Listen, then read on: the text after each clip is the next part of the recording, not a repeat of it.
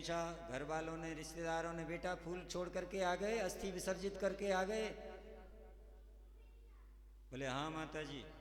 और रात्रि में माता जी ने स्वप्न में देखा पिताजी आए हैं, और पिताजी कहने लगे अरे देखो तो सही, ये कैसा बेटा है, मुझे एक गंदे नाले में पटक के आ गया। प्रातःकाल जाग करके बेटे को बुलाया, माता डांटने लगी, क्यों रे तूने ये क्या किया, अपनी पिता की अस्थियों को गंदे नाले में छोड़ के आया? बोले आपको किसने बताया? बोले सपने में पिताजी आए थे, वो कह रहे थे कि मुझे गंदे नाले में छोड़ के आ गया। तो आधुनिक बुद्धि, मॉडर्न माइंड वाला तो था ही। कहने लगा माता जी एक बात पूछूं? बोले हाँ बताओ बेटा। पिताजी लौट करके 50 किलोमीटर यहाँ तक आ गए, 60 किलोमीटर लौट के यहाँ तक आ गए तुम्हें सपना देने के लिए। अरे 40 किलोमीटर आगे चले जाते तो गंगा जी में डुबकी लगा लेते। ये जमाना आ गया महाराज।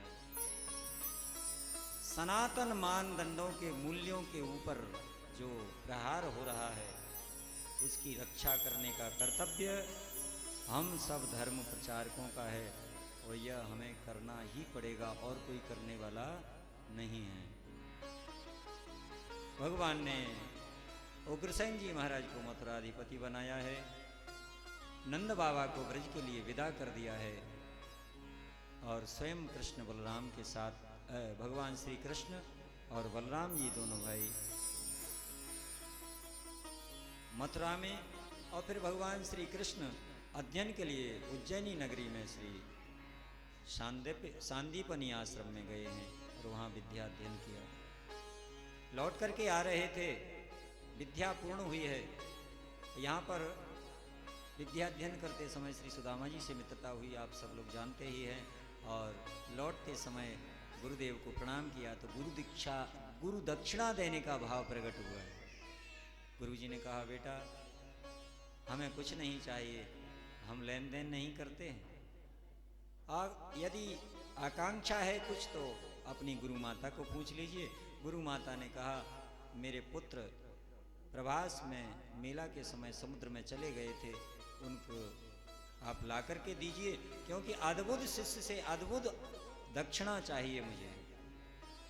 भगवान उसी समय समुद्र मार्ग से संयमनीपुरी में यमलोक पहुँचे हैं, और पांचजन्य का समुद्र में उद्धार करके, पंचजन का उद्धार करके पांचजन्य शंख हाथ में लेकर के जैसे ही निनाद किया है, यमराज दौड़ करके भगवान की शरण में आया और गुरुपुत्रों को लाकर प्रदान किया, और यहाँ पर इन्होंने गुरुपुत्र इनको प्रदान किए। श्री गोविंद भगवान की जय। चलने लगे तो गुरुजी को प्रणाम किया। गुरुजी ने कहा बेटा जैसे गृहस्थियों का वंश चलता है पुत्र पौत्र के द्वारा, वैसे ही हम संतों के गुरुकुलों का वंश चलता है शिष्य प्रशिष्य परंपरा के द्वारा, शास्त्र परंपरा के द्वारा।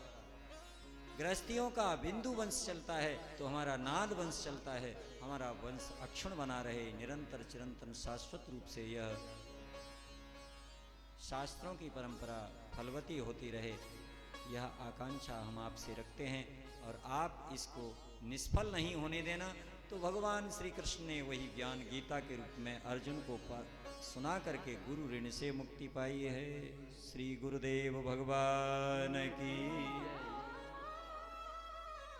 भगवान मथुरा में आए और यमुना स्नान के लिए जैसे ही गए थे, नील कमल बहता हुआ आया, स्नान करना भूल गए और श्री किशोरी जी की स्मृति हो आई कि जब मैं वृंदावन छोड़ करके आया था तो किशोरी जी ने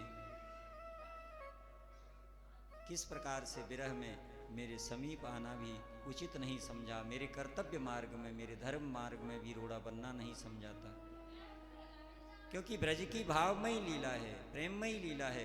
अब भगवान कर्तव्य मार्ग पर आ रहे हैं, और यदि कोई भावना बीच में आती है तो कोई व्यवधान हो ही जाता है। तो श्री किशोरी जी का स्मरण हो आया कि न खाती हैं न पीती हैं और न सोती हैं, निरंतर श्री कृष्ण के ध्यान में तल्लीन रहते हैं।